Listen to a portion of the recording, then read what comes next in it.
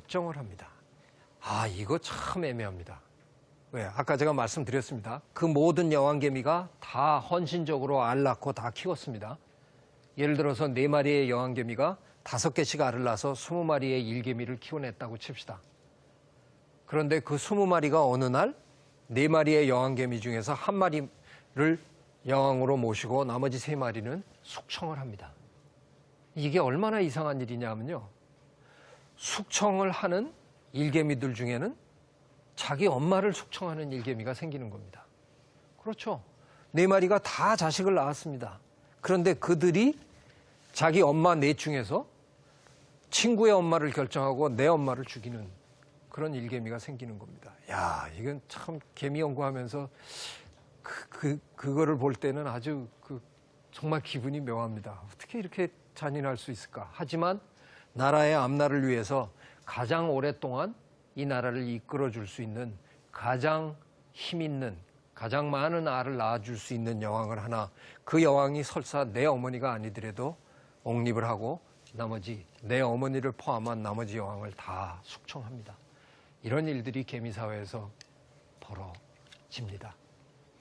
아까 말씀드린 대로 경쟁은 불가피합니다.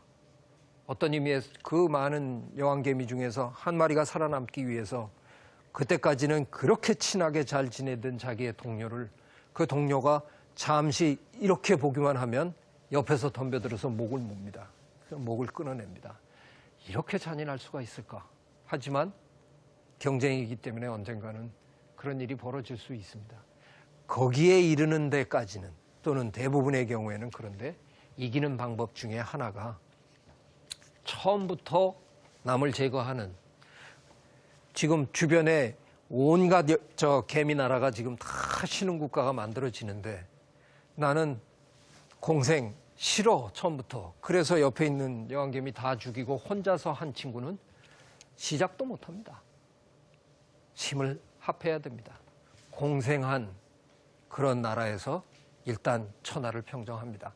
그 다음에 불가피한 경쟁이 있을 수도 있지만 경쟁에서 이기는 가장 좋은 방법 중에 하나가 공생이다 하는 것을 저희는 개미 연구를 통해서 끊임없이 여러 번 보게 됩니다.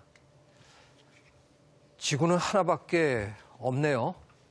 지구처럼 생명체가 살 수 있는 그런 행성을 찾느라고 지금 미국의 나사는 굉장히 많은 노력을 합니다만, 글쎄요, 그런 게 찾아질런지, 만일 찾았다고 한다고 해서 우리 중에 누가 그리로 가서 살 건지, 예전에 신대륙 개발하고 유럽 사람들이 감옥에 있던 사람들 그리로 보냈습니다. 아마 어쩌면 우리가 멋진 행성 하나 발견하고는 못 사는 사람들도 다 우주선에 실어서 그냥 쫓아보낼지도 모르겠다는 걱정이 듭니다. 무슨 얘기를 제가 하고 있습니까? 아무리 그런 행성을 발견한다고 해서 그게 해답이 될 수 없다는 겁니다. 지구 하나밖에 없습니다. 이 하나밖에 없는 이 지구에서 우리 모두가 함께 사는 방법을 터득해야 한다는 겁니다. 이게 바로 공생의 지혜라는 겁니다. 저는 제 이번 강연 시리즈를 공감의 시대라고 했습니다.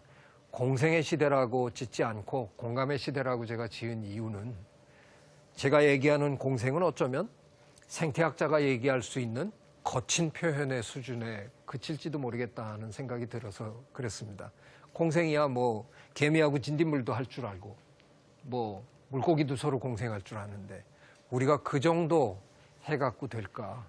우리는 그 정도가 아니라 서로의 마음을 읽을 줄 아는 공생.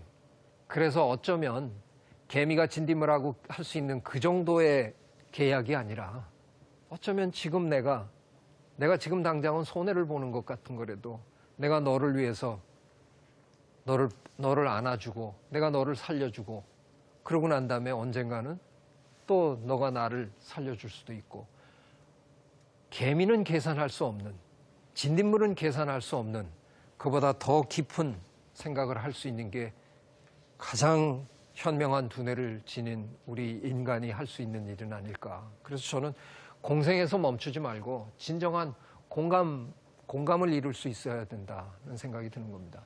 저 오른쪽 사진은 참 기가 막힌 사진인데, 사냥꾼은 지금 총을 겨누고 있는데 그걸 저게 뭐 하는 건 줄 모르고 저 동물은 바라보고 있는 겁니다. 사냥꾼의 마음을 읽지 못하고 있는 거죠. 우리 서로의 마음을 읽을 줄 알아야 합니다. 근데 이게 쉬운 게 아니잖아요. 얼마나 힘들까? 잘 몰라요. 제가 저희 안사람이 예전에 제 아들을 베고 있을 때 제가 말로는 정말 힘들겠다. 제 안사람이 당신도 한번 베봐. 정말 경험하지 않으면 모를 일이 이 세상에 너무나 많습니다. 제 왼쪽의 그림은 경험해 보자는 겁니다. 아내가 얼마나 힘들게 지금 아이를 품 안에 안고 있는가 하는 걸 경험해 보자는 겁니다. 우리 사회가 그저 말로만 남을 이해한다 이런 정도로 하지 말고 그건 우리보다 훨씬 낮은 지능을 가진 동물들도 다 하고 사는 일입니다. 그 정도가 아니라 우리 진정으로 나와 함께 사는 이 사람들은 어떤 생각을 하고 어떤 경험을 하고 살고 있는가 실제로 해보자는 겁니다. 근데 그 해보는 게 꼭 행동으로 하지 않아도 할 수 있는 게 우리 인간의 능력입니다.